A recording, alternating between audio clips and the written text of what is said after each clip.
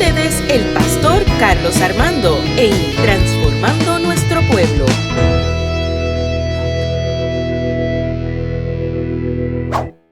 Bendiciones, mis amados hermanos. Bendiciones a todos aquí siempre, como todos los viernes, en tu podcast, dialogando con el pastor Carlos Armando. Qué bendición que estamos aquí conectados aquí en YouTube, en mi canal, que te pido que te suscribas, dale like a la campanita, comparte este contenido, porque este contenido es un contenido que usted tiene que guardarlo, atesorarlo y sobre todo compartirlo.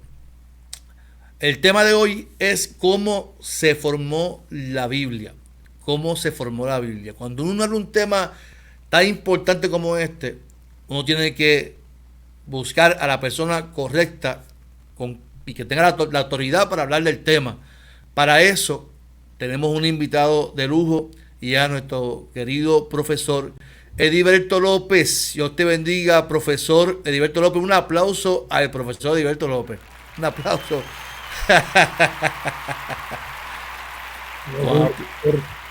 ¿Cómo está usted, profesor? Muy bien, gracias al Señor. ¿Usted me escucha bien? Lo escucho bien, alto y claro, lo escuchamos aquí. Qué bueno. Buenos días, hermanos y hermanas que nos escuchan, audiencia de la Iglesia Evangélica Unida de Caguas y de nuestras iglesias en el área.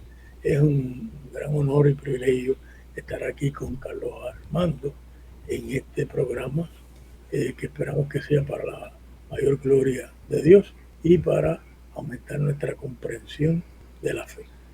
Amén, amén. Profesor, para que la gente tenga, ¿verdad?, el conocimiento, usted es profesor de Biblia en el Seminario Evangélico de Puerto Rico. Eso es correcto, hace 32 años. Hace 32 años. Enseño Nuevo Testamento y griego en el Seminario Evangélico. Si Dios lo permite, este próximo julio yo pasaré a ser un ex profesor del seminario. Wow. Porque estoy acercándome a los 70. Y no quiero estar en el seminario en situaciones donde mi salud esté en riesgo. Así que mi esposa y yo hemos decidido los dos acogernos a la jubilación, ella en su trabajo y yo en el mío. Wow. Pero te confieso que para mí ha sido muy doloroso porque yo amo lo que yo hago. Yo siento la presencia de Dios en mi salón de clase y me da mucha pena, pero me quedaré por ahí dando un cursito de vez en cuando. Sí, yo estoy seguro de eso. Tantos años, así que, pero qué bendición, profesor. Usted ha marcado a muchas personas en sus clases y yo sé que este tiempo también es importante también para la familia también. Así que claro. Seguro. Qué bendición. Profesor, mire, para que no conozcan, el profesor Ediberto López tiene su bachillerato en la Universidad de Puerto Rico en Economía. Estudió en el 1979 su maestría en Divinidades. Estudió su segunda maestría en las Sagradas Escrituras. Sagrada Teología. Sagrada Teología en Union Theological Seminary. Y también tiene su maestría en filosofía en Drew University y tiene su PhD, su doctorado en Drew University en el 92. Así que también tiene un Juris Doctor que estoy viendo por ahí también. Yo recuerdo de eso. Yo era su estudiante. Uh-huh. Cuando usted estudió su Juris Doctor leyes, yo era su estudiante en el 2009. Así que, así que si alguien tiene autoridad de lo que vamos a discutir es usted, profesor. Y yo voy a hacer, esto es un diálogo que yo quiero compartir con usted, profesor. Yo tengo muchas inquietudes como pastor. Yo cumplí 19 años de pastor. Y yo tengo una inquietud porque mayormente las personas estudian una profesión porque desean ejercerla. Donde único no se requiere estudios para ejercer la profesión es el pastorado, porque cualquiera puede ser pastor, se registra en el Departamento de Estado, registro demográfico y hace su iglesia. Cuando lo que se informa, lo que se está proyectando o dando a la gente, debería de tener una información por medio de un conocimiento de estudios. Lo primero es que el libro que estamos estudiando, ¿cómo llegó? O sea, si vamos a hablar de cómo se formó la Biblia? ¿Cómo llegó a nuestras manos la Biblia? Usted tiene un libro que se llama a sí mismo. El libro se llama ¿Cómo se formó la Biblia? Yo no sé, profesor, ¿cómo se formó la Biblia? De alguna manera que podamos entenderlo. Es una larga historia, ¿verdad? La Biblia es un libro que tiene un registro de por lo menos 1200 años de historia. Así que realmente la Biblia no es un libro, es una antología. Una antología es una colección de muchos libros sagrados.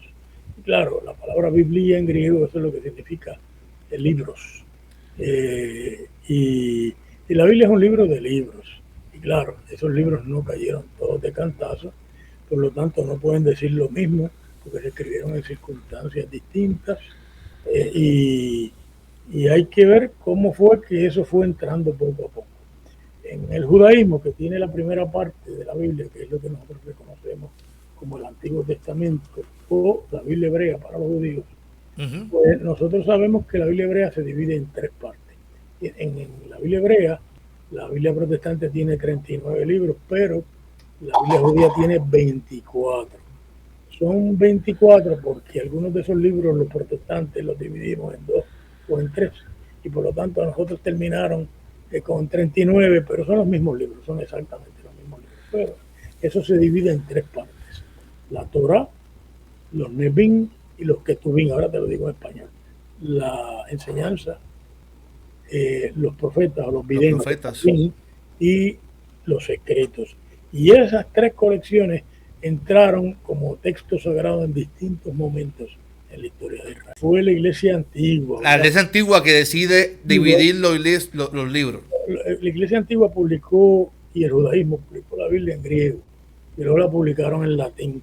Y al traducirlo se dieron cuenta que era más fácil de manejo dividir primera y segunda de Samuel, que obras, o primera y segunda de Reyes, en dos temporadas distintas y tener dos obras, o separarte o primera de Crónica y segunda de Crónica, separarlo en dos volúmenes en vez de uno solo.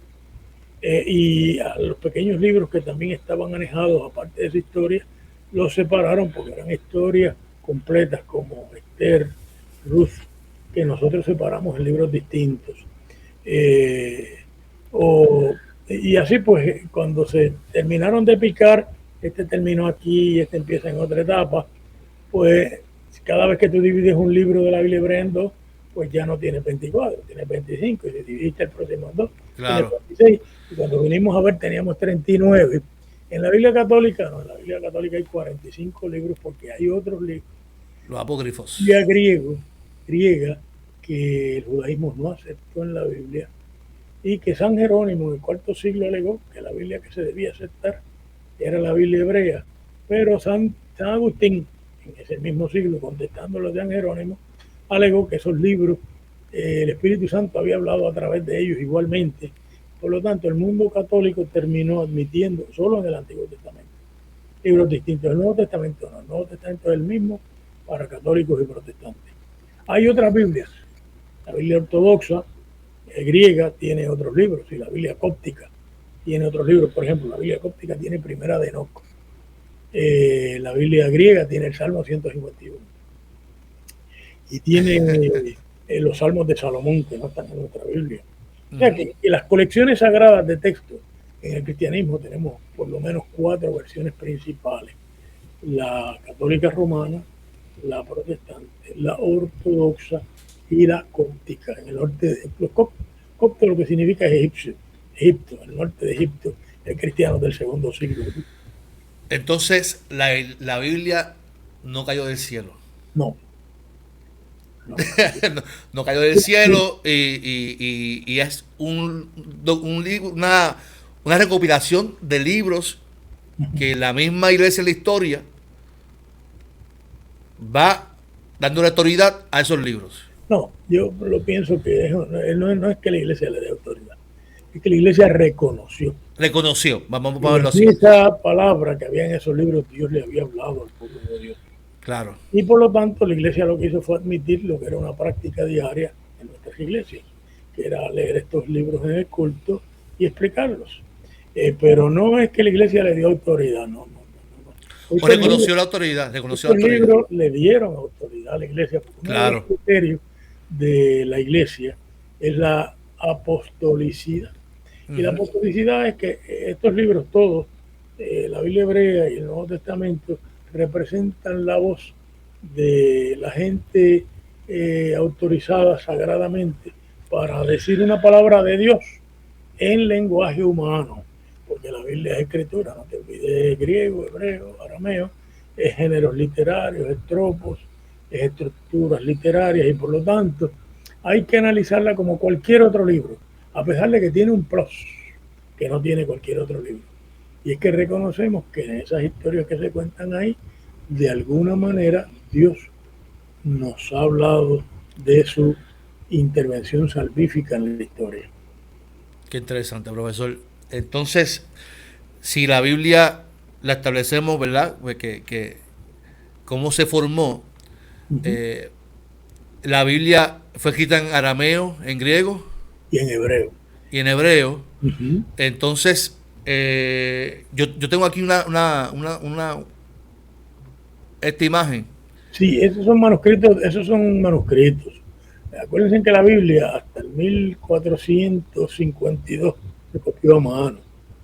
Entonces, claro, se copiaban los materiales que había en la antigüedad, primero en papiros, que son hojas de un árbol que se pica y se tejen y se le pasan rodillos, y luego en pieles, eso es una piel, eso que tú tienes ahí.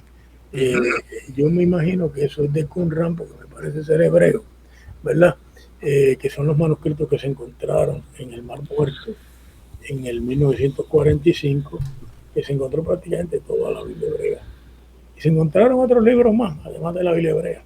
Claro. Eso, se encontraron casi 1000 libros, casi 1000 textos distintos en Qumran. Entonces, cuando uno ve este documento, profesor, uno no ve, por ejemplo, en este documento en específico, no ve que tenga un subtítulo, no tiene números, la división de números que tenemos nosotros en nuestra Biblia. Tiene razón. Mira, los capítulos los inventó un cristiano que se llamaba Robert Langton en 1260, porque era más fácil en el culto decir en el capítulo tal. Entonces, así tú podías decir: este domingo vamos a discutir el Salmo 119, por ejemplo, y vamos a discutir a Mateo 22, que fue la lectura el domingo pasado. Y el domingo que viene, pues otras lecturas lo hacía más fácil. No te olvides que en las iglesias tampoco habían Biblias completas. Para darte un ejemplo, Lutero es doctor en Sagrada Biblia, y a Lutero le dan una Biblia completa por primera vez en 1510. Antes de esto, en la iglesia lo que habían eran pedazos de Biblia. Vamos, las cartas de Pablo, los 4 evangelios, o el Salterio, o el Pentateuco en la Torá. Pero un libro completo era muy raro, muy raro. En 1448 pues se inventó la imprenta, y con la invención de la imprenta ya fue más fácil publicar y diseminar la Biblia.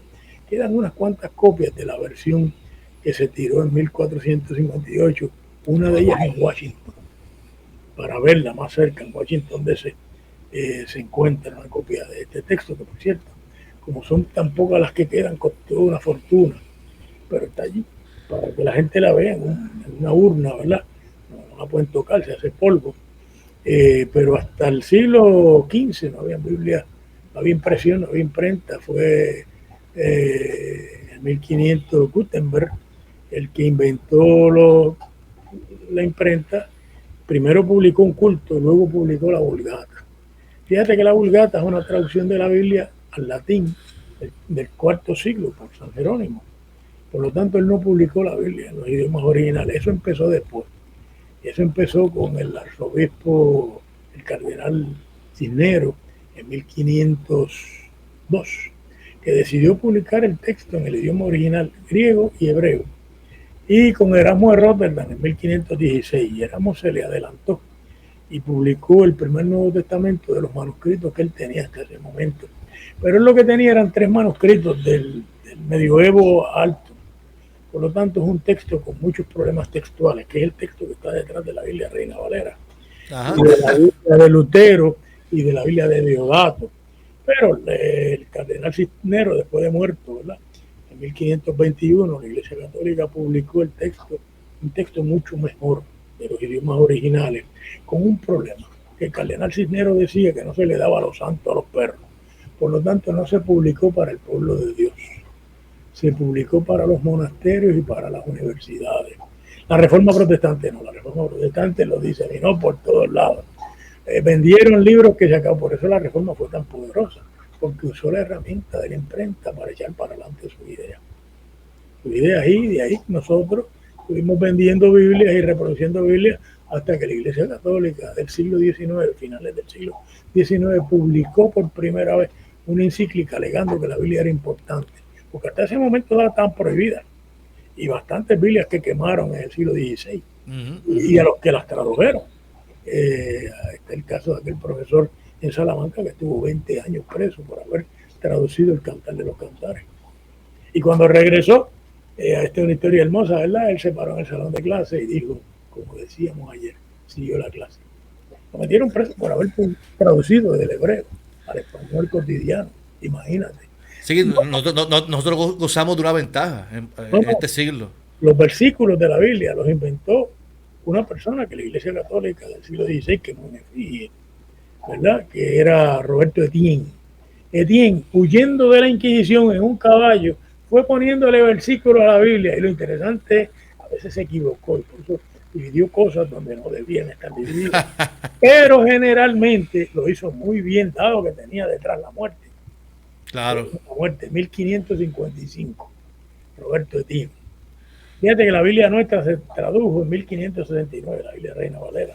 Así que se tradujo, ¿cuántos años después? 55, 99, 14 años después, con capítulos y versículos.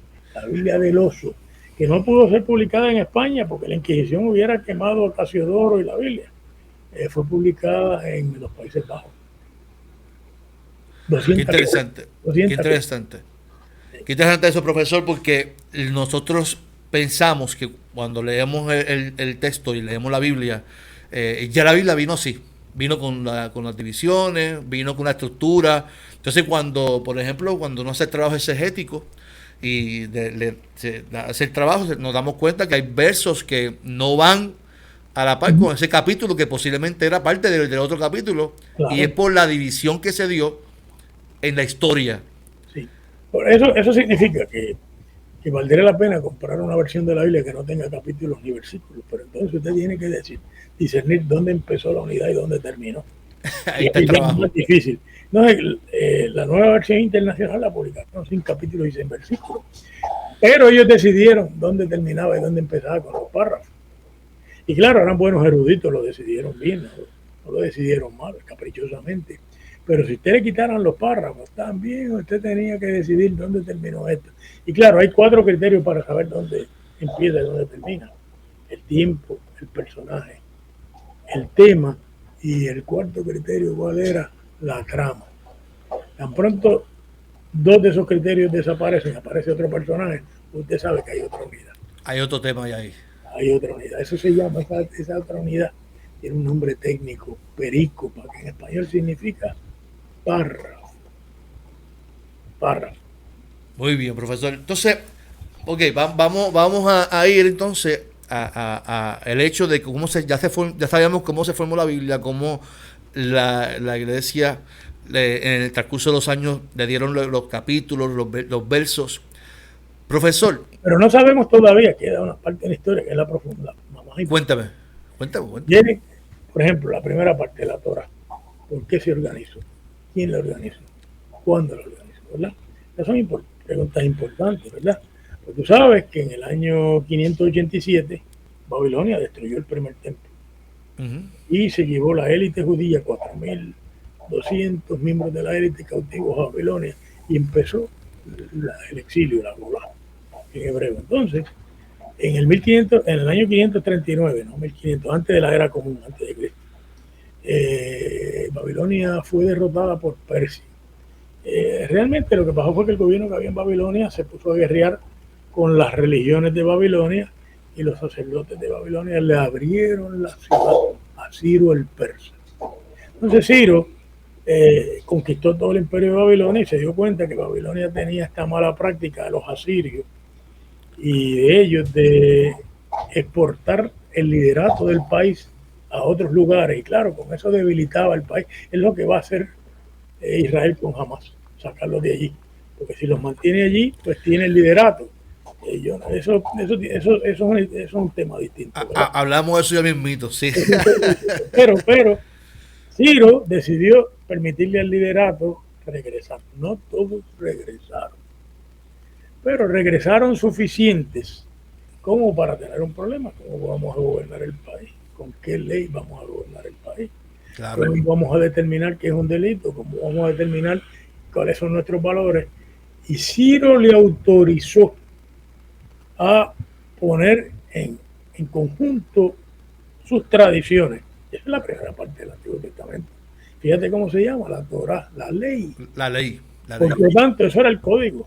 Era un código religioso, pero era el código civil, era el código político, era el código de la vida diaria, y era el código del templo, del ritual. Por lo tanto, ahí empieza la primera parte. Eso no significa que eso se escribió en el 539. Ellos recogieron todas las tradiciones que habían sobrevivido por ahí para atrás, algunas muy lejanas del año 1200 antes de la era común, algunas muy cercanas allí. Toda esa cuestión de los sacerdotes y del templo, eso se escribió en el exilio en Babilonia o se escribió después del exilio en Babilonia. Por ejemplo, esa cuestión de la caída de Adán y Eva, que los echaron, eso no es otra cosa que el exilio, una explicación del exilio. Y la cuestión de Abraham prometiéndole la tierra es que ellos esperaban volver de Babilonia de nuevo a la tierra de la promesa. Así que todo esto pues tiene que ver con lo que está pasando en el momento, pero lo que hace que nosotros determinemos que eso es palabra de Dios para el pueblo de Dios es que son las historias salvíficas, la historia donde usted ve la presencia de Dios, lo sagrado. Entonces se marca, lo sagrado va de aquí a aquí. Por lo tanto, cuando viene alguien y dice que lo sagrado es algo fuera de ese marco, tú le puedes decir no. Entonces, la segunda parte de la Biblia hebrea, que son... Venga, profesor, antes que siga, perdóname. Porque es que no quiero pasar por alto, porque la gente que nos está viendo posiblemente diga, él dijo que Génesis, Adán y Eva, lo que simboliza es el exilio. Entonces, para que la gente pueda entender que en la Biblia hay mitos, hay géneros literarios que tienen un propósito. Y lo detengo porque lamentablemente, profesor, hay personas que de tapa los mapas, la Biblia es literal. Sí. Y esto que usted dijo puede causar un conflicto en la gente, y eso es normal porque la gente piensa que en Génesis ahí estaba Moisés escribiendo, ¿sabes? Ahí estaba literalmente fue lo que pasó. Bueno, vamos a empezar por ahí. Mira, no es posible que Moisés escribiera el Pentateuco. Claro. El Pentateuco cuenta la muerte de Moisés y su entierro. Por lo tanto, usted no escribe sobre su muerte. Pero además, porque en Éxodo se cuenta cómo se va a bregar con un asesino. Se manda al vengador de la sangre que mate a la persona de vuelta, ojo por ojo, diente por diente, ¿verdad? Ajá. En Deuteronomio no. En Deuteronomio tú le haces un juicio a la persona. Y si determinas que fue un homicidio involuntario, lo metes preso. En Éxodo no hay cárceles. Por lo tanto, estos son leyes de dos momentos distintos. Pero dos momentos distintos, 300, 400, 500 años de diferencia. Por lo tanto, Moisés no pudo haber escrito eso. Mira, en el siglo XVI, un erudito judío escribió un libro que se llama Tratado Teológico Político. Me refiero a Baruch Spinoza. Y Baruch Spinoza se dio cuenta que en el Pentateuco habían tantas voces discordantes que no era posible primero que fuera un solo escritor. Y tampoco que fuera todo en un momento, sino que era una larga historia. Claro, todo eso cobró valor cuando volvimos de Babilonia a Jerusalén y hubo que organizar el país. Porque habían dos historias. La historia primordial, la historia de los orígenes, ¿verdad? De la creación de Génesis 1 y la creación de Génesis 2, que son completamente distintas. En Génesis 1, lo último que Dios hace es al hombre y la mujer imagen y semejanza de Dios.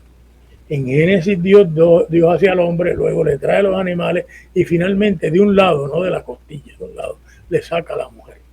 Por lo tanto, obviamente, estas son dos historias distintas. Ahora, Ujú. el texto te da pistas para que tú sepas que esto no es historia ni ciencia. ¿Por qué? Porque te dice que vivieron 900 y pico de años. Bueno, nadie ha vivido 900 y pico de años. Esta es una pista para decirle al lector, esto es una ficción. O la serpiente te habla. Bueno, las serpientes no hablan. Claro. Por lo tanto, ahí tú le abres los ojos al lector y le dices símbolo, metáfora. No lo cojas literalmente. Pero claro, son grandes símbolos. Porque Adán y Eva somos tú y yo. Nosotros también podemos oír el mal. Claro. Y nos podemos rebelar contra el bien. Nosotros podemos traer la catástrofe a nuestra vida y a la gente que está alrededor de nosotros. Por lo tanto, es una palabra de Dios, pero no es una palabra histórica. Hay algunos cristianos que creen que eventualmente la arqueología probará eso. Bueno, pues que lo busquen y lo prueben, ¿verdad? Para la mayor parte de la academia, esos son relatos, son sagas. Una saga es un relato que parece una historia, pero realmente es una leyenda del pueblo. Y que esto no nos debe de afectar, profesor, porque el propósito es la enseñanza. Es el propósito del texto, no es que sea literal. No se le ha quitado la autoridad a la palabra de Dios.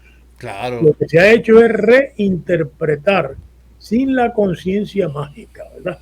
Porque esto no es una bola de cristal tampoco, ¿verdad? Esto es, ni la Biblia es un libro de historia. La Biblia es la palabra de Dios para todos los tiempos y todos los seres humanos. Y entonces Dios no puede hablar con nosotros científicamente, no lo entenderíamos. Dios habla con nosotros como en metáfora, metáfora, maestro, simbólicamente. Hay historias, Claro. hay historias en la Biblia, pero Génesis 1 al 11 no son. Muy bien, muy bien. Ahora ya que lo interrumpí, puedes seguir con la otra parte que La otra quería. parte es los profetas, ¿verdad?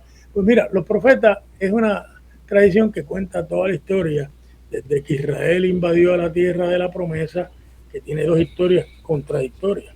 En una matan a todo el mundo, Josué, y en la otra no, en la otra tienen que convivir con los nativos que había allí. Entonces, esa historia sigue hasta los orígenes de la monarquía y luego la destrucción de la monarquía del norte y la destrucción de la monarquía del sur, que es como termina la historia de Deuteronomista. Esto es Segunda de Reyes.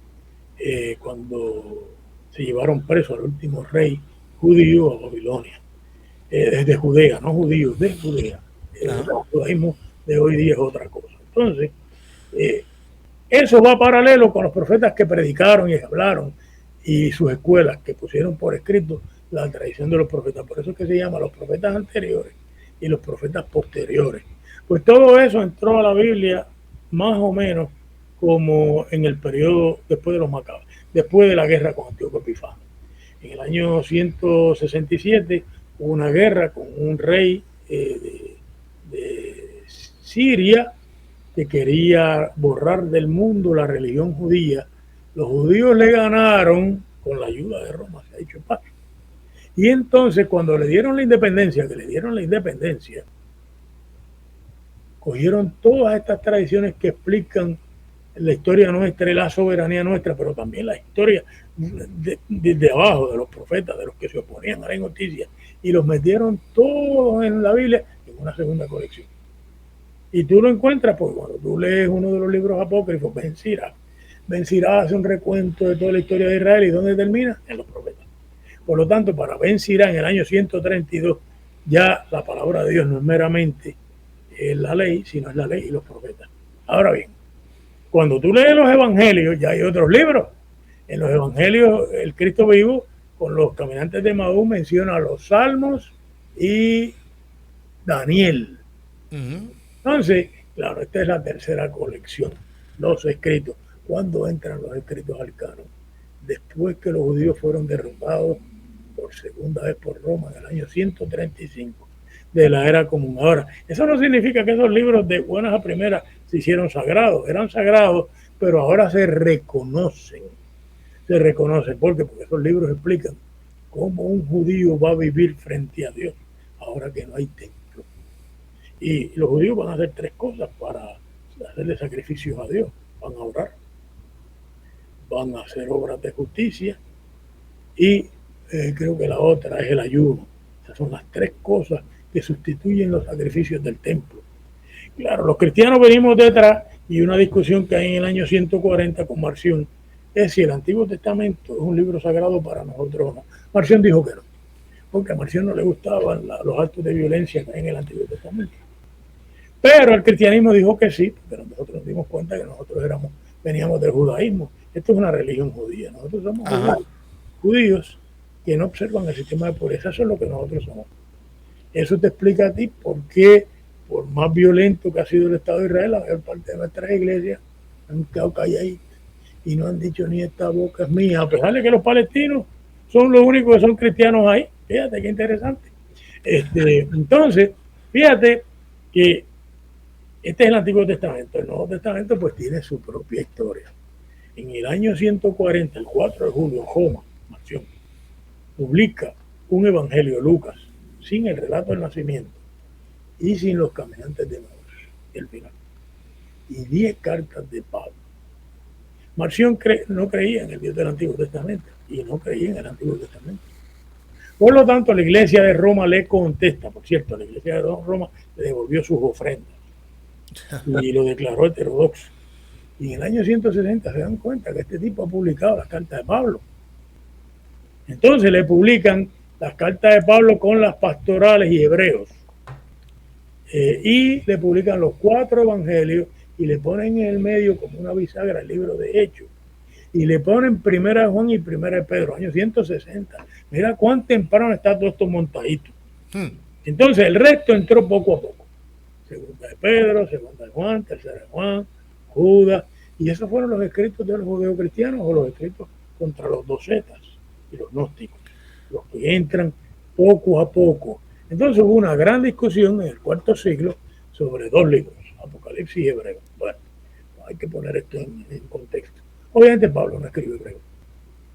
Por lo tanto, había muchos cristianos que decían tiene que ser un apóstol o un discípulo de un apóstol, pero decir que no sabemos quién lo escribió, pues habría que sacarlo de la Biblia, pero todo el mundo amaba hebreo.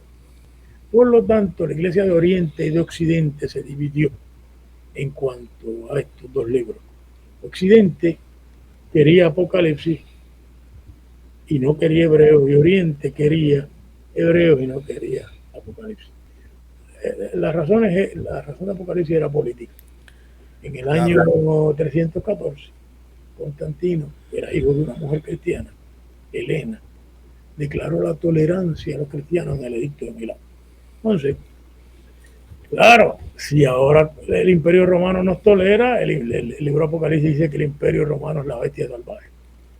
Entonces, claro, está tirando al medio ahí el poder más político social que había ahí. Por lo tanto, los cristianos que hicieron la paz con Roma rápidamente no querían Apocalipsis en la Biblia. Pero había un teólogo del cuarto siglo que era asistente de Constantino, que llamaba Lactancio. Leyó Apocalipsis y le dijo, no, dile a esta gente que deje el Apocalipsis ahí quietecito, porque obviamente los santos están peleando con alguien, es una guerra, y ese alguien son tus enemigos. Y de ahí en adelante Apocalipsis dejó de ser un libro contra el imperio y se convirtió en un libro a favor del imperio. Mira qué tragedia. El vidente jamás se imaginó que la bestia se iba a convertir. Jamás se lo imaginó. Y la bestia se convirtió finalmente. Y claro, ahí vino la catástrofe del cristianismo, porque se convirtió en una religión del Estado. Qué interesante, profesor, qué interesante. El hecho de pensar, yo me imagino la gente que nos está viendo pensando, pero cómo, porque claro, nosotros tenemos la Biblia ya formada, pero usted está narrando, ¿sabe cómo fue el proceso de añadir libros, de incluir libros, y este proceso de Apocalipsis a la gente se le hace difícil entenderlo, ¿sabe? Sí, y piensan que el Apocalipsis lo que está hablando es de ese conflicto que hay ahí entre Israel y Hamas. No. Y es una locura. Mira, el libro Apocalipsis no está hablando de nada del presente. Todo es allá, en el año 90, con el conflicto que tenían los cristianos y los judíos con Roma. Claro que se puede utilizar hoy, porque los conflictos políticos de hoy nos dejan saber quién es la bestia y quién es el falso profeta. Lo que pasa es que, ¿viste? Muchos cristianos desde la Segunda Guerra Mundial para acá han apoyado a la bestia. Y por lo tanto, son aliados. Son el falso profeta de nuestro tiempo. Entonces, hay que Pero claro, ellos no lo pueden interpretar así porque ellos están con la bestia, ¿verdad? Mira, en Alemania tú ves todos aquellos obispos y pastores saludando a Hitler como si fuera la gran cosa. Y nosotros en nuestro país hemos visto lo mismo, como toda la iglesia apoya, si Estados Unidos se mete a Irak y mata a 2 millones de personas, en ningún púlpito se abre la boca para decir esto es un genocidio. Y era un genocidio. No, y ahora con esa crisis con los palestinos e Israel, pues la verdad es que por cada judío que muere está muriendo 100 palestinos. Eso está malísimo. Y eso es triste. Y yo creo que la iglesia, de alguna manera, como usted dice, tiene que a pronunciarse Pero yo escribí algo en estos días que trajo un poquito de controversia, porque yo escribí que cuando se escribió la Biblia, sí, aunque es inspirada por Dios, también ellos tenían su humanidad pero la gente no puede entender eso, profesor. La gente no es literal. ¿Cómo que tú añades la humanidad de que escribe? Y entonces, para defender y justificar que Israel es el pueblo de Dios y que ellos son santos y jamás es que... Y son malos. Mira, yo no me quiero desviar en ese tema porque es un tema fascinante en sí mismo, pero el mandamiento principal que hay en el Antiguo Testamento, de acuerdo a Levinas, un filósofo judío, en medio del genocidio judío en la Segunda Guerra Mundial, es no matarás. Entonces, está malísimo el asesinato judío, pero está malísimo el que un Estado use toda su aviación y sus bombas para matar niños, mujeres. No, eso es horrible, eso es horrible. Cuando la Biblia dice no matarás, eso significa que tú tienes que hacerle justicia al otro y que no puedes declarar al otro y deshumanizarlo y matarlo. Y ese es el poder de la Biblia. Y sobre ese pasaje de no matarás es que Levinas escribe su tesis doctoral contra su maestro Heidegger, que alegaba que lo que le daba sentido a la vida era la muerte. Uh-huh. Y Levinas dice, no, lo que le da sentido a la vida es el prójimo. Es el prójimo, es que estamos obligados con el otro. Y eso es lo que nos ha enseñado la tradición judía y cristiana. Por lo tanto, fíjate, yo no tengo que ir tan lejos. Yo pienso que el judaísmo, el cristianismo y el mundo musulmán son el pueblo de Dios. No tengo ningún problema. Porque cuando tú hablas con un musulmán te vas a dar cuenta que creen en Jesús. Claro. Y en el Dios de Israel. Ellos le llaman él, ¿verdad? Alá, es lo mismo que él. Los judíos creen en el Dios de Israel, nosotros creemos en un Dios que está compuesto con el Hijo y el Espíritu Santo, pero es el Dios de Israel también. Entonces digo, ¿cómo es posible que estas tres religiones que están basaditas en la Biblia y que el segundo cuento que hay en la Biblia es la pregunta que Dios le hace a Caín, ¿dónde está tu hermano? Nos hayamos tenido una historia de matanzas unos con otros, olvidándonos de esa pregunta fundamental del texto bíblico, porque esa gente son nuestros hermanos. Son hermanos, pues claro que sí. Sí. Qué interesante, profesor. Usted mencionó una palabra ahorita que quisiera que la explicara. Usted mencionó el canon. El canon. ¿Qué es el canon, profesor? Porque yo sé que hay gente que va a saber, pero hay gente que no va a saber. Y lo mencionó rapidito, pero yo me imagino que la gente dirá, bueno, yo he escuchado el canon, pero ¿qué rayos es el canon? Bueno, es una magnífica pregunta. Mira, el canon es una regla. Una regla para medir. Entonces, la Biblia es un canon. ¿Por qué? Porque ahí tú puedes poner de Génesis a Apocalipsis todo lo que cabe en el cristianismo, el judaísmo, y para el mundo musulmán lo que ellos aceptan ahí, ¿verdad? Entonces, claro, para ti como pastor, viene un hermano el domingo próximo, una hermana, y te dice una locura, y tú le preguntas, ¿cómo usted sabe eso? Y yo digo, porque el Señor me lo dijo. Bueno, está frito, tienes un problema serio. Pero si tienes el canon, no dice, búsquemelo en la Biblia. Y entonces se le acabó el muñequito, ¿verdad? Yo tenía una señora en el pueblo de Las Piedras, que se montaba en un carro, iba a distintos países, y lo contaba en la iglesia. Había ido a México, a Roma, había ido a Francia, bla, bla. Y en una reunión de la Junta, la iglesia de Las Piedras, con mucho respeto y cariño, le dije, hermano, búsqueme en la Biblia eso. No hay, ¿verdad que no? Pues eso no es aceptable. Nosotros respetamos a esa persona, pero no sus ideas. Sus ideas no son conforme al canon, porque el canon te dice de dónde hasta dónde tú puedes llegar. Así que perfectamente tú tienes en el canon una tradición sapiencial que te dice vive con sentido común y te va bien. Y tienes una tradición deuteronomista que te dice que a los buenos Dios le da bien, a los malos le da mal. Y tienes otra tradición en el libro de Job que dice eso no es verdad. Yo soy hombre bueno, santo, perfecto, yo no he hecho nada y mira cómo de mal que me ha ido. No, yo digo, fíjate, el canon te dice, puedes estar entre Job, Proverbios y el Deuteronomio. Si tú estás entre esos dos, no hay problema, tú cabes aquí. O tú puedes estar entre Mateo, que tiene 2 ciegos, y Marcos tiene un ciego. En 2 historias de milagro de ciego. En Marcos 8 y en Marcos 10 hay un ciego en cada caso. Cuando Mateo pasa a Marcos para adelante, le pone 2 ciegos en cada sitio. ¿Y qué dice la iglesia? Mira, no hay problema, no tenemos problema. Sabemos que en un sitio dice una cosa y en el otro dice otra. Pero lo importante es que tú reconozcas la importancia de esa historia de milagro, porque eso es una señal del reinado de Dios. En el reinado de Dios no hay enfermedad. En el reinado de Dios hay tratamiento médico. En el reinado de Dios hay salud. No importa que sea un ciego o 2. Claro, tú te preguntas, ¿por qué Mateo lo cambió a 2 ciegos, verdad? Pues Mateo fue el que lo cambió. Mateo escribió después de Marcos. Marcos fue primero, sí. Pues lo cambió porque en el Antiguo Testamento, en Deuteronomio, dice que para que algo se pueda establecer en un tribunal hacen falta 2 testigos. Por lo tanto, Mateo te puso 2 ciegos en cada caso. Fíjate que el leproso de Marcos, Lucas lo convierte en 10, nuevamente una unidad completa. Y entre esos 10 te pone un samaritano, que es el que da gracia. Así que Lucas los ha transformado. Porque los cristianos originarios no pensaban que ese libro estaba escrito en cemento, sino que pensaban que había que ajustarlo a la vida diaria y traerlo acá a nuestra vida cotidiana de una manera audaz. Que se pudiera entender mejor. Y que se pudiera entender y creativa. No había ningún problema con la creatividad, pero el canon te dice hasta dónde tú puedes llegar con tu creatividad. Entiendo. Así que tenemos el canon de la Biblia hebrea y el canon del Nuevo Testamento. Vamos a pensar por el momento que ahí en el desierto de Judea ahora alguien encuentra un evangelio escrito por nuestro Señor Jesucristo. El canon no va. El canon se cerró. Tú lo puedes usar, pero no es parte del canon. No es parte del canon, es como la Constitución. El canon es la Constitución del pueblo de Dios. Tú puedes encontrar una carta de Pablo, no va.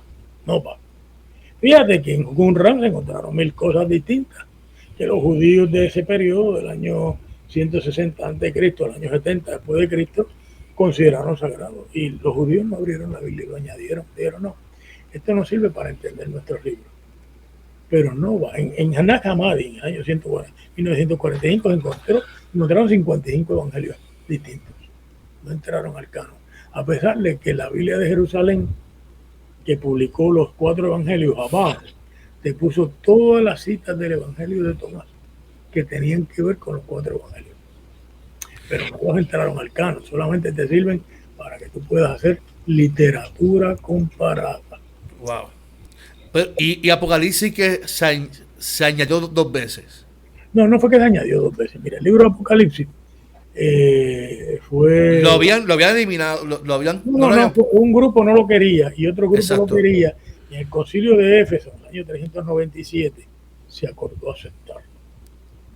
Eso no significa que para un gran número de cristianos no fuera aceptable, pero en ese momento todos lo aceptaron. Entonces la idea es que se reúnan las iglesias y en un momento se ponen de acuerdo y se acabó la discusión, ¿verdad? Porque es un parlamento. Mira, ahora la Iglesia Católica tiene una reunión de obispos y ahí se van a acordar, podrían acordar la ordenación de mujeres como diáconos. Y claro, sería un cambio de 1000 años. Hace 1000 años que no hay una mujer en la Iglesia Católica en una posición ministerial. Hasta el año 1050 había mujeres obispas. Luego, fue en el 4º Concilio Laterano que prohibieron el casamiento de los curas y la ordenación de las mujeres. Pues podrían, porque se reunieron allí todos los obispos del mundo y dijeron, este tiempo no justifica que las mujeres no estén en el ministerio. Pues así mismo fue, ¿verdad? Estas son reuniones conciliares. Los protestantes tenemos nuestro propio concilio, que es el concilio de la Iglesia. Qué interesante, profesor, qué interesante. Así que Yo pienso que es sumamente importante el poder saber, porque si nosotros nos regimos por la Biblia, si los pastores, las iglesias, ese es nuestro libro de vida, ¿verdad? Pero yo creo que tenemos que por lo menos saber cómo se formó. Yo creo que este podcast ha sido fundamental. Yo creo que la gente lo tome como parte de la educación, como parte de un proceso bueno, que la gente no se sienta ahora como que, Dios mío, y todo este tiempo que he vivido pensando que la Biblia es de tapa a tapa hasta los mapas. Y vivimos con esa fantasía de que literalmente todo ocurrió así, ¿sabes? Y que a Jonás se lo tragó una ballena y lo escupió por allá, ¿sabes? Fíjate que en ese caso los judíos estaban claros. Y el judaísmo del segundo siglo dice que Jonás es una parábola. Por lo tanto, las parábolas son ficciones, ¿verdad? Pero para mira, mí es un mito. Para mí el libro es un mito. Mira, un mito es otro tipo de literatura. Un mito es un relato que establece un gobierno en el mundo. Por lo tanto, Génesis 1 podría ser un mito porque establece a Israel. Okay. Después del exilio. Y Génesis 2 y 3 también podrían ser un mito. Un mito no es algo falso. Un mito es un tipo de verdad distinta, metafórica, entiendo, donde tú bregas con todas las contradicciones que hay en una sociedad, las resuelves. Por lo tanto, puedes establecer una nueva realidad. Los mitos resuelven el problema de la muerte, el problema de Dios, el problema del ser humano, el proyecto humano. O sea, los mitos no son falsos. En efecto, yo creo que el problema que hay en Puerto Rico es que nosotros, los mitos que tenemos ahora son con el villano antillano y con el malvado, ¿verdad? Son malos mitos. Son malos mitos porque lo que nos llevan es a una vida de desenfreno sexual y de droga y de la deshumanización. Que yo no significa que yo quiera que los prohíban. Yo creo que es bueno que los dejen por la libre por una razón, porque los jóvenes se inmunizan. Cuando oyen eso se inmunizan. Algunos no, pero algunos dicen que esto no es para mí. Yo recuerdo cuando yo era joven, había mucha marihuana en la escuela, cocaína y de todo. Y yo viendo todo aquello me inmunicé porque vi lo que estaba pasando con mis compañeros. Claro, no se da cuenta, sí. Mira, yo fui a servir a CREA. Me encontré unos muchachitos de mi edad y me dijeron, mira, no te fumes un cigarro de marihuana ni por nada del mundo, porque ese es el primero, terminas en cocaína, en heroína. Y yo viéndolos cómo estaban de deshumanizados allí, nunca se me ocurrió usar droga. Yo simplemente me lo prohibí y dije, esto no es para mí. Mira, ahora mismo tengo un familiar que está muy quebrantado de salud, fumó como un pejo. Bueno, pero yo de joven probé un cigarrillo y me pareció que me estaba metiendo el mofle de un carro en la boca y dije, esto no es para mí.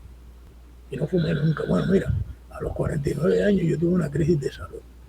Y el médico me dijo, después que me hizo un cateterismo, oye, qué bueno que tú nunca has fumado. Y le digo, ¿por qué? Me dice, porque a ti se te derró una arteria del corazón y abrió inmediatamente. Si hubiera fumado, hubiera cerrado, no abría y te caías muerto. Fíjate, yo me inmunicé.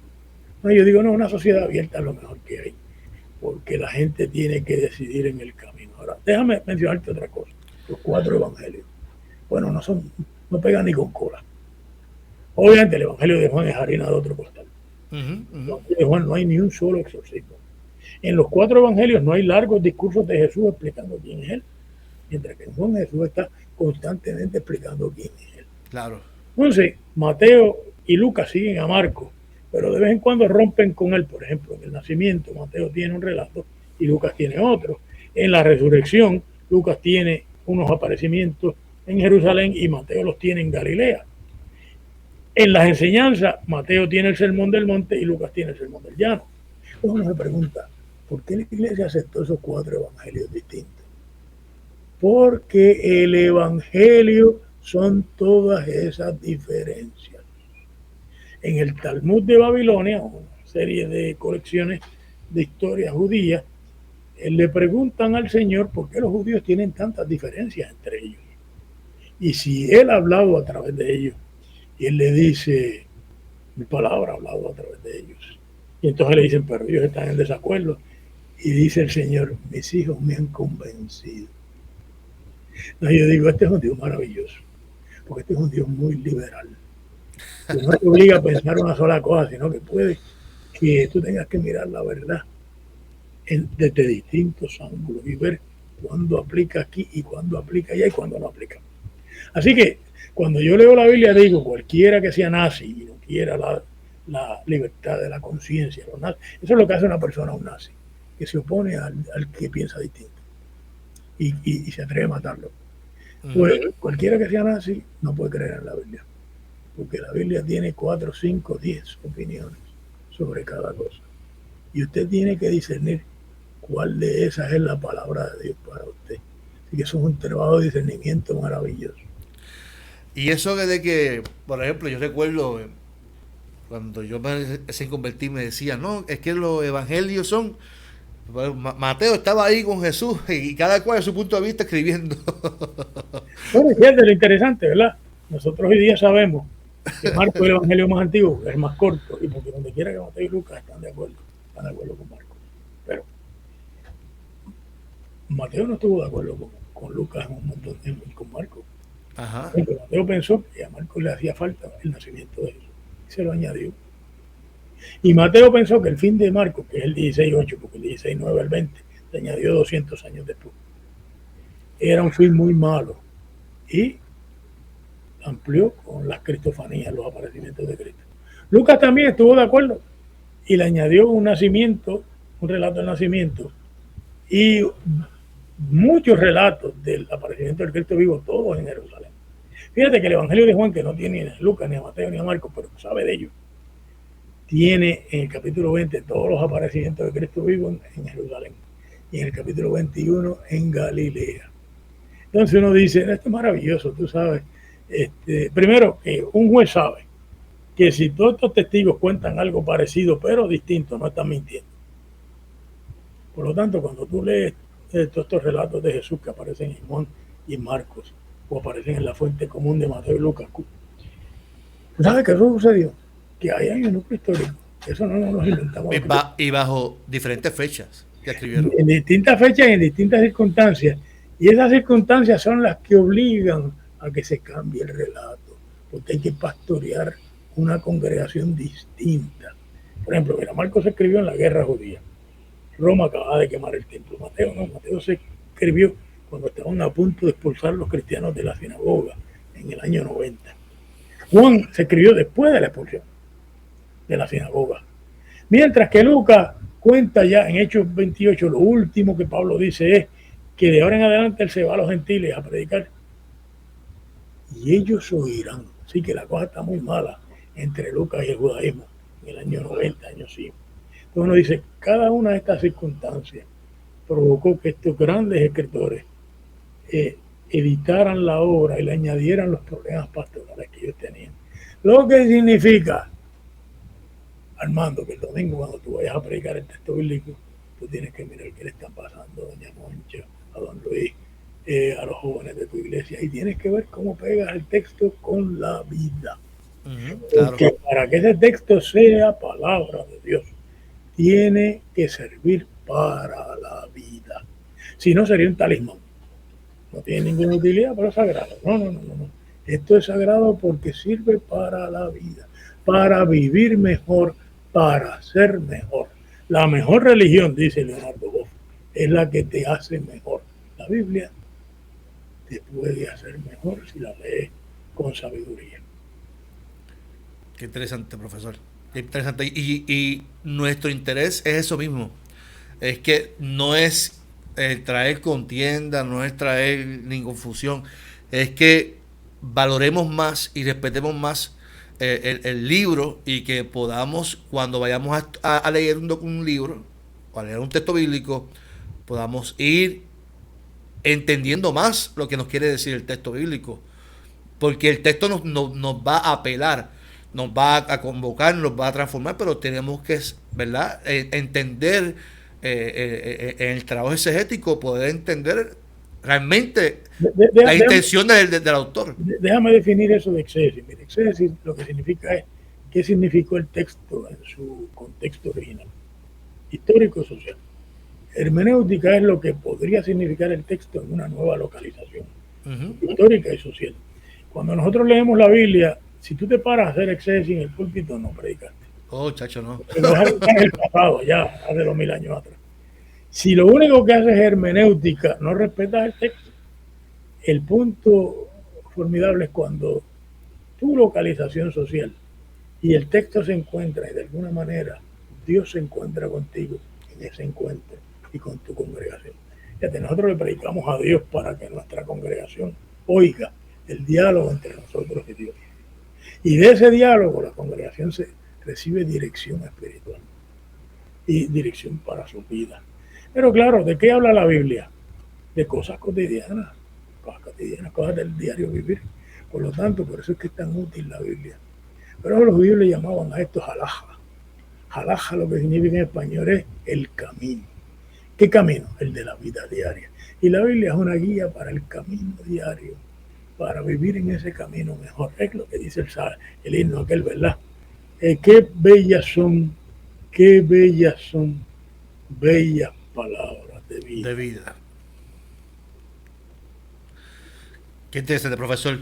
La verdad que yo espero que los que nos están viendo aquí en el podcast lo compartan, no tanto que lo compartan, ¿verdad? Que yo creo que aquí hemos tenido una clase magistral, profesor. Esto ha sido magistral y vuelvo y repito, nuestro interés es que, ¿verdad? Crear esa necesidad de poder entender, crear la necesidad de, mira, esto me interesa, porque este es el libro que utilizamos como iglesia, como cristianos, pues vamos a entenderlo, vamos a estudiarlo, vamos a profundizar, pero con la intención de que el mismo texto también nos apele y nos hable, porque esa es la intención, no es estudiarlo simplemente por estudiarlo ya y tener un conocimiento, sino que nos transforme y que nos ayude en el proceso para poder ser mejor persona, mejor creyente, mejor individuo, y que nuestra sociedad pueda ser transformada por la palabra. Así que hay un libro del místico católico de nombre Merton. ¿Cómo? Merton, él se llama Merton. Él murió por allá, electrocutado, estaba mapeando y se pegó en 220 y murió. Mira para ahí. Merton escribió un libro que se llama Opening the Bible, abriendo la Biblia. Entonces él se pregunta, ¿cómo es que la Biblia es palabra de Dios? Se hace esa pregunta. Y dice palabra de Dios porque son historias que me interpelan. Entonces, déjame darte un ejemplo. En Génesis 3, Dios le pregunta a Adán y a Eva, ¿dónde estás? Pues una pregunta formidable. ¿Dónde está la gente que nos está escuchando hoy? Frente a Dios y frente a la vida. Génesis 4, Dios le pregunta a Caín, ¿dónde está tu hermano? Juan 1.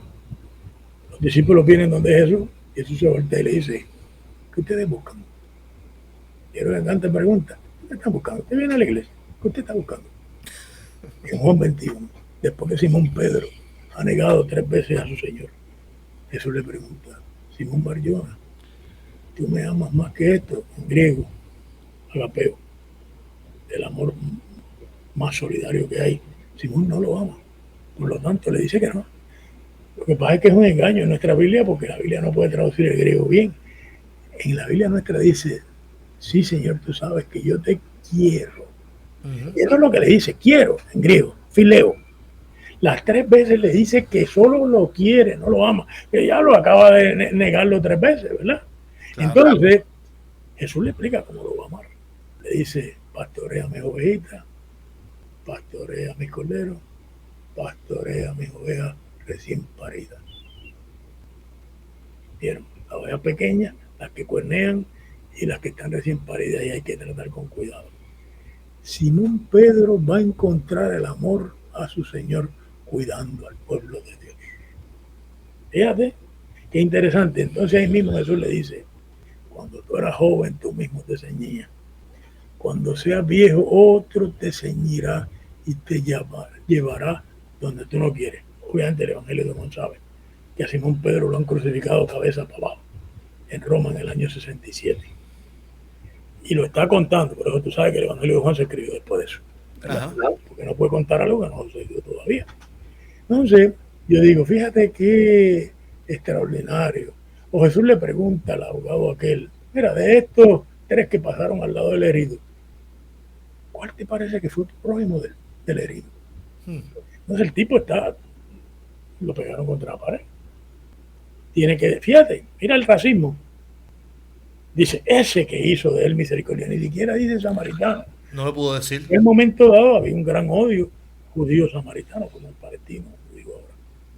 Entonces, Jesús entonces le dice, pues vete tú y haz lo mismo. O sea, uno tiene que tratar los enemigos de uno con amor. Y eso yo quisiera que fuera lo próximo que yo pensara.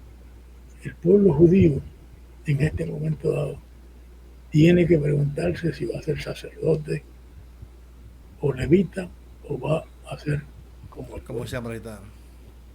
Y en eso se le va el alma. Se le va el alma, porque esto no es cuestión de ganar la guerra. La pueden ganar. Como los japoneses y los nazis alemanes estaban ganando en la Segunda Guerra, pero han perdido moralmente. Y no le conviene a nadie una pérdida moral. Lo que conviene es un montón de actos de amor que nos hagan crecer en una hora de tempestad. Yo no creo que tú eres mejor siendo igual que jamás. Tú eres mejor siendo distinto a jamás. O sea, no atacando, sino no pagándole por el mal. Bueno, mira, si en vez de todos esos bombardeos pusieran fábricas, escuelas, hospitales, servicios sociales, dinero, cuando crearan una clase media en Gaza, esa clase media no quisiera atacar a Israel, especialmente si se da cuenta que su prosperidad está vinculada a Israel. Lo mismo en el West Bank, pero no es metiéndose a sus tierras poco a poco y quitándole sus tierras, es haciéndole justicia. Porque cualquiera que se me meta al patio aquí, yo lo llevo a la corte.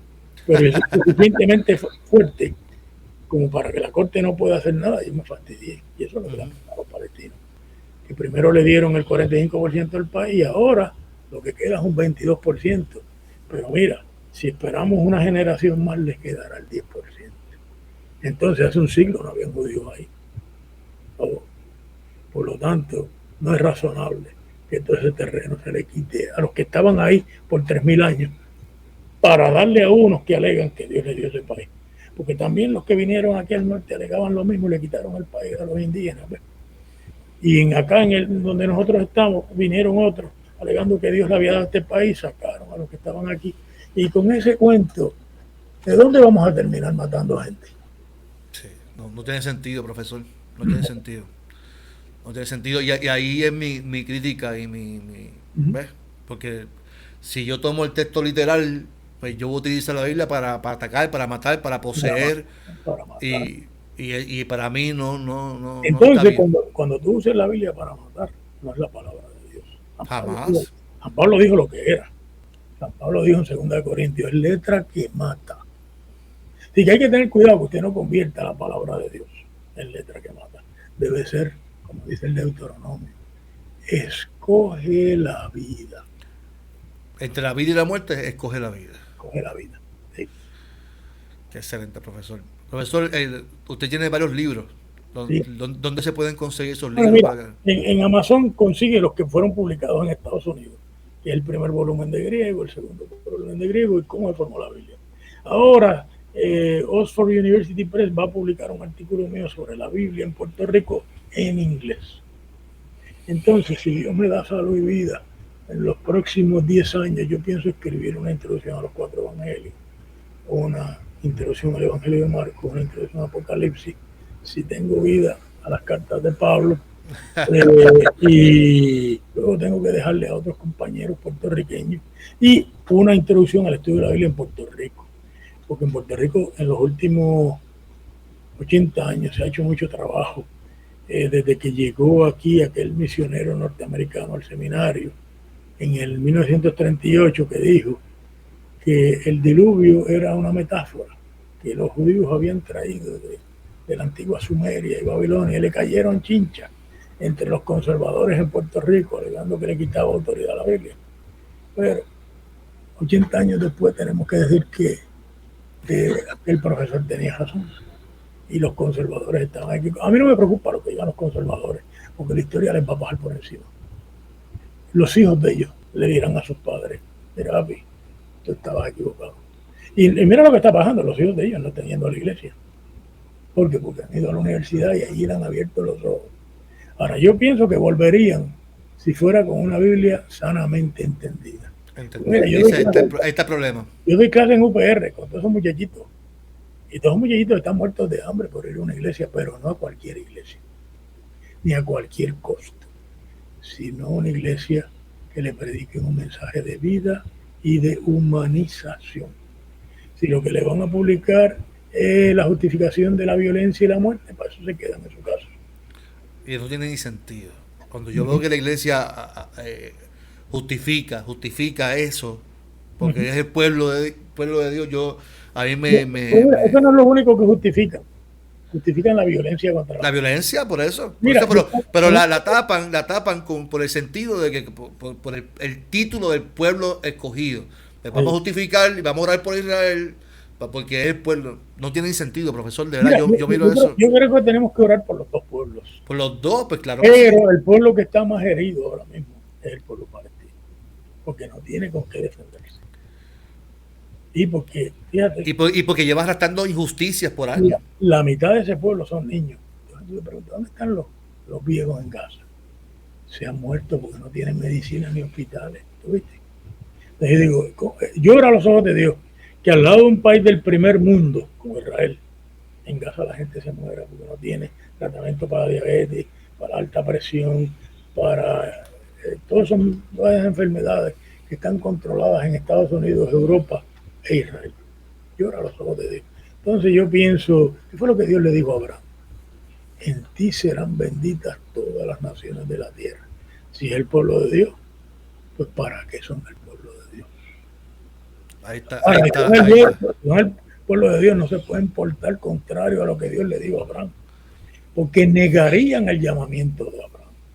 Y yo creo que esa es la gran tentación que tiene Israel en este momento, negar lo que han alegado toda la vida, que ellos son el pueblo escogido. ¿Escogido para qué? Ahí está el punto.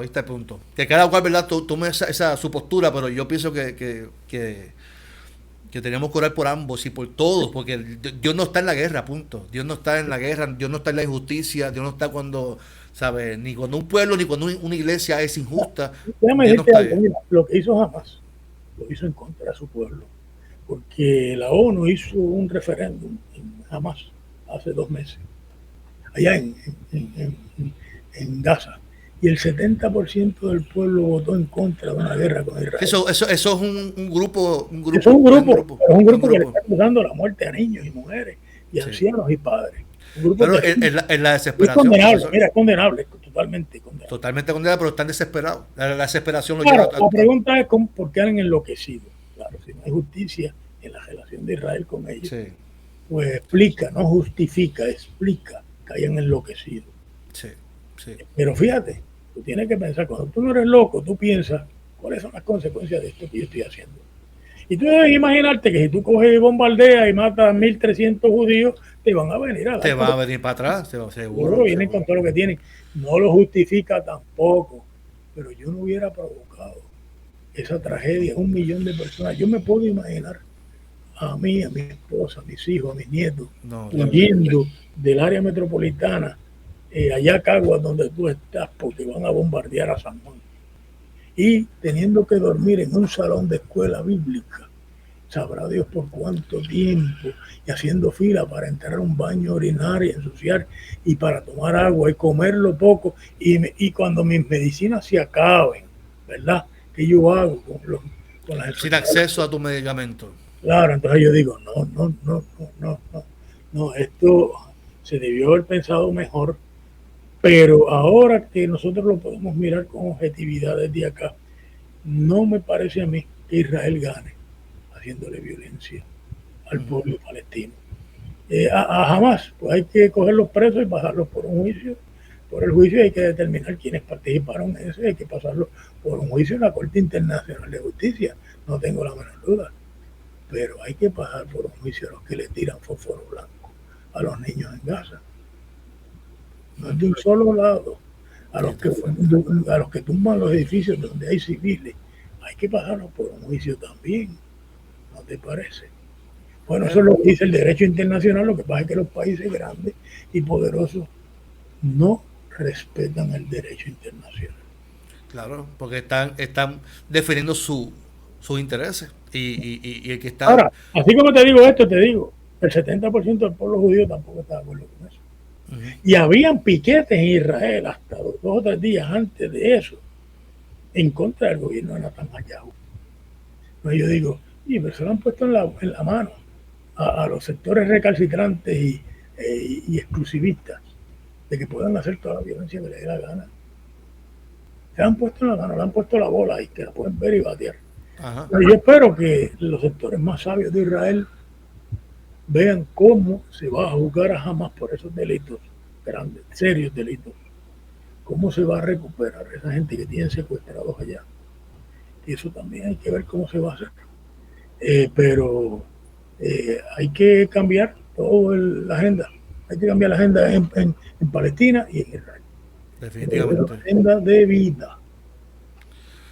Profesor, le agradezco su tiempo. Gracias por compartir conmigo este rato. Yo me quedaría hablando 2 horas más. Mira, 2 horas más. Es un tema que a mí me apasiona mucho. Una vez al año yo puedo venir a hablar contigo del año del calendario litúrgico. Eso es buena, profesor. El año próximo es Marcos.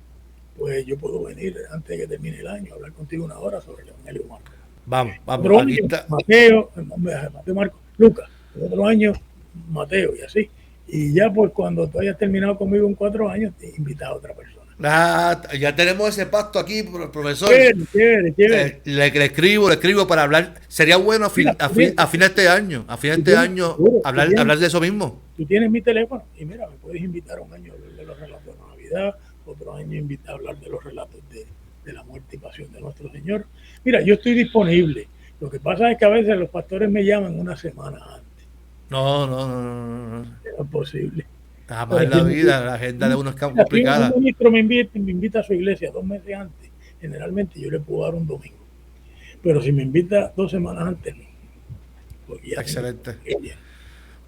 Profesor Heriberto, mi respeto siempre, mi cariño y gracias por su tiempo de compartir conmigo aquí en el podcast. Te felicito por este programa y te deseo que este programa sea de mucha bendición para tu iglesia y para tu audiencia. Gracias. Mándame el link para enviarlo por redes sociales, porque podría esto bendecir a otra gente. Amén. Así que, mi gente, bendiciones a todos. Gracias por conectarse, a los que se conectaron aquí por YouTube. Este es el profesor Heriberto López. Así que ha sido una bendición compartir con él en este diálogo. Así que nos vemos hasta la próxima en tu podcast Dialogando con el pastor Carlos Armando. Bendiciones, profesor.